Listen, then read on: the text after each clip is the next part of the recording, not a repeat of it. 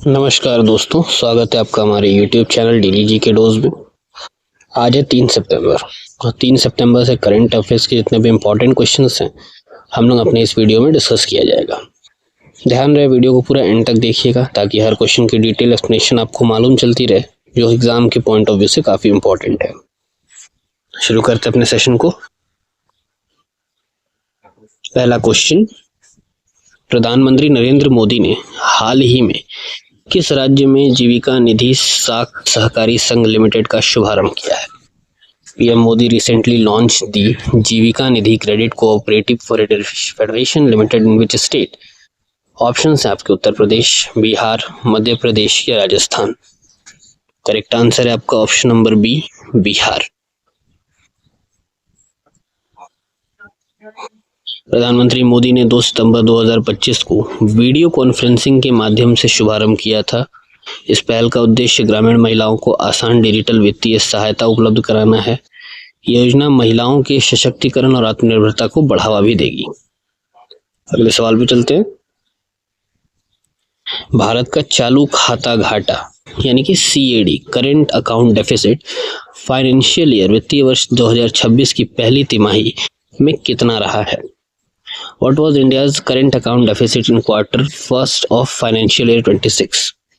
Option हैं आपके 8.6 billion dollar, 13.5 billion dollar, 2.4 billion dollar या फिर 5.2 बिलियन डॉलर। करेक्ट आंसर है आपका option number C, 2.4 billion dollars. Financial year 2026 के क्वार्टर 1 में भारत का current account deficit 2.4 billion dollars जो GDP का 0.2% रहा। फाइनेंशियल ईयर क्वार्टर 25 में जो क्वार्टर 4 में कितना था? 13.5 बिलियन डॉलर का अधिशेष था और मजबूत सेवा निर्यात और प्रेषण यानी कि रेमिटेंसेस से घाटा जो है वो घटा है। अगला सवाल, 2025 के SCO शिखर सम्मेलन में चीन ने कितनी राशि अनुदान देने की घोषणा की है? How much grant did China pledge at the 2025 SCO summit? Options हैं आपके 1 billion dollar, 5 billion dollar, 3 billion dollar या 2 बिलियन डॉलर। तो करेक्ट आंसर है आपका option number D, 2 billion dollar. चीन ने SCO देशों के लिए 2 बिलियन डॉलर अनुदान और 1.37 बिलियन डॉलर ऋण देने का ऐलान किया। यह पहल क्षेत्रीय विकास, नवाचार और बुनियादी ढांचे को बढ़ावा देने के लिए है। चीन ने AI सहयोग, छात्रवृत्तियां और जीवन यापन परियोजनाएं भी घोषित की हैं। अगला सवाल, भारत के अगले संयुक्त अरब अमीरात में राजदूत कौन नियुक्त हुए हैं? Who has been appointed as India's next ambassador to the UAE? Option हैं आपके संजय सुधीर, डॉक्टर S जयशंकर, विनय क्वात्रा या फिर डॉक्टर दीपक मित्तल। तो UAE में जो भारत का अगला राजदूत नियुक्त हुए हैं ना, उनका नाम है आपका डॉक्टर दीपक मित्तल, यानी कि ऑप्शन नंबर डी करेक्ट है इनका। सॉरी, इस क्वेश्चन का इनका नहीं। डॉक्टर दीपक मित्तल को UAE का भारत का अगला राजदूत नियुक्त किया गया। वे 1998 बैच के IFS अधिकारी रहे हैं और कतर में राजदूत रह चुके हैं। उन्होंने तालिबान के साथ पहली औपचारिक वार्ता और अंतर्राष्ट्रीय मंचों पर भारत का बचाव भी किया है। अगले सवाल पे चलते हैं। हाल ही में किस ऑस्ट्रेलियाई तेज गेंदबाज ने T20 अंतर्राष्ट्रीय क्रिकेट से संन्यास लिया? Which Australian fast bowler recently retired from T20 internationals? Options हैं आपके Mitchell Starc, PAT Cummins, Josh Hazlewood या एडम जंपा। तो अभी हाल ही में मिशेल स्टार्क ने T20 इंटरनेशनल क्रिकेट से संन्यास लिया। तो ऑप्शन नंबर ए करेक्ट है इस क्वेश्चन का। मिशेल स्टार्क 35 वर्ष में इन्होंने T20 इंटरनेशनल क्रिकेट से संन्यास लेकर टेस्ट और ODI पर फोकस करने का फैसला किया। उन्होंने 2012 से 65 T20 मैचेस खेले और उन मैचेस में 79 विकेट लिए और ऑस्ट्रेलिया के दूसरे सबसे ज्यादा T20 इंटरनेशनल विकेट लेने वाले गेंदबाज बने हैं। वे 2021 T20 वर्ल्ड कप जीतने वाली टीम का अहम हिस्सा रहे और 2026 के T20 वर्ल्ड कप से पहले ही संन्यास ले लिया।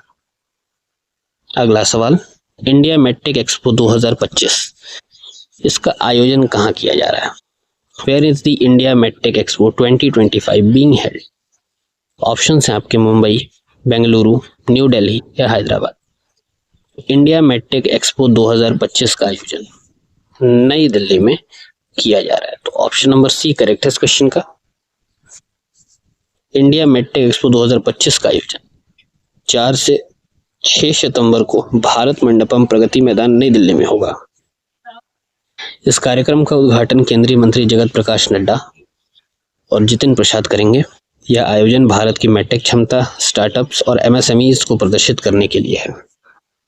अगला सवाल, भारत और थाईलैंड के बीच मैत्री 14 सैन्य अभ्यास का आयोजन कहाँ हो रहा है। सबसे मेन बात तो ये है कि आपको ये ध्यान रखना है कि एक्सरसाइज मैत्री जो है वो भारत और थाईलैंड के बीच होती है। ठीक है। दूसरा क्वेश्चन है कहाँ हो रहा है। ऑप्शन है आपके ताक प्रोविंस थाईलैंड में, जयपुर राजस्थान में, उमरोई मेघालय में या फिर पुणे महाराष्ट्र में। तो अभी हाल ही में मैत्री 14 एक्सरसाइज जो है ना भारत और थाईलैंड के बीच, इसका आयोजन उमरोई मेघालय में किया गया है। तो ऑप्शन नंबर सी करेक्ट है इस क्वेश्चन का। 1 से 14 सितंबर तक हो रहा है। यह भारत थाईलैंड के बीच 2006 से जारी द्विपक्षीय सैन्य अभ्यास श्रृंखला का 14वां संस्करण है। याद रखिएगा, एडिशन भी याद रखना आपको। अभ्यास का फोकस अर्ध शहरी इलाकों में आतंकवाद रोधी अभियानों पर है। नेक्स्ट क्वेश्चन है, एनसीईआरटी ने अपने 65वें स्थापना दिवस पर कौन सा नया टीवी चैनल लॉन्च किया। Which new TV channel did NCERT launch on it's 65th foundation day. Option है आपके शिक्षा टीवी, ज्ञान दर्शन, विद्या दर्शन या बाल वाटिका टीवी। तो एनसीईआरटी ने अपने 65वें स्थापना दिवस पर बाल वाटिका टीवी की स्थापना की है, लॉन्च किया है। तो ऑप्शन नंबर डी करेक्ट है इस क्वेश्चन का।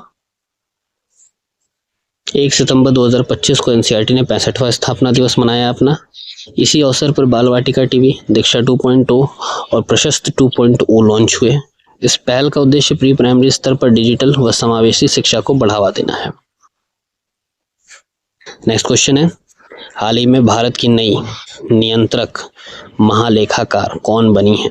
Who has been recently appointed as the new controller general of accounts of India. Option है आपके सोमा रॉय बर्मन, TCA कल्याणी, विनोद अग्रवाल या गोपाल कृष्ण अग्रवाल। तो करेक्ट आंसर है आपका option number B, TCA Kalyani. TCA Kalyani को 1 सितंबर 2025 को भारत की 29वीं नियंत्रक महालेखाकार नियुक्त किया गया। वे 1991 बैच के ICAS अधिकारी हैं और सार्वजनिक वित्त व डिजिटल शासन में 34 वर्षों का अनुभव रखती हैं। CGA का पद वित्त मंत्रालय के व्यय विभाग के अंतर्गत आता है। लास्ट क्वेश्चन है, हाल ही में इलाहाबाद उच्च न्यायालय के नए न्यायाधीश के रूप में किसे नियुक्त किया गया है। Who has recently been appointed as a judge of the Allahabad High Court? Option है आपके justice Johnson John, Arun Kumar, justice GU Girish, justice CN Pradeep Kumar. तो अभी हाल ही में इलाहाबाद के उच्च न्यायालय में नए न्यायाधीश की नियुक्ति हुई है और उनका नाम है जस्टिस अरुण कुमार। तो ऑप्शन नंबर बी करेक्ट है इस क्वेश्चन का।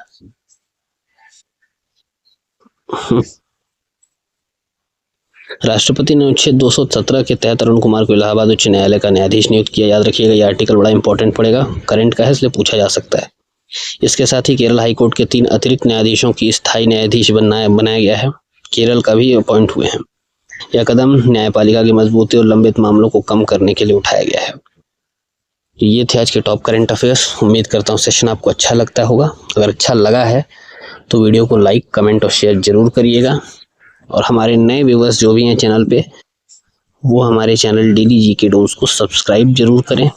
हमारी वीडियोस को लाइक, शेयर, कमेंट जरूर करा करें वीडियोस पर और बेल आइकन प्रेस करिएगा ताकि पर डे की नोटिफिकेशंस आपको मिलती रहें। तब तक के लिए धन्यवाद, नमस्कार, हर हर महादेव।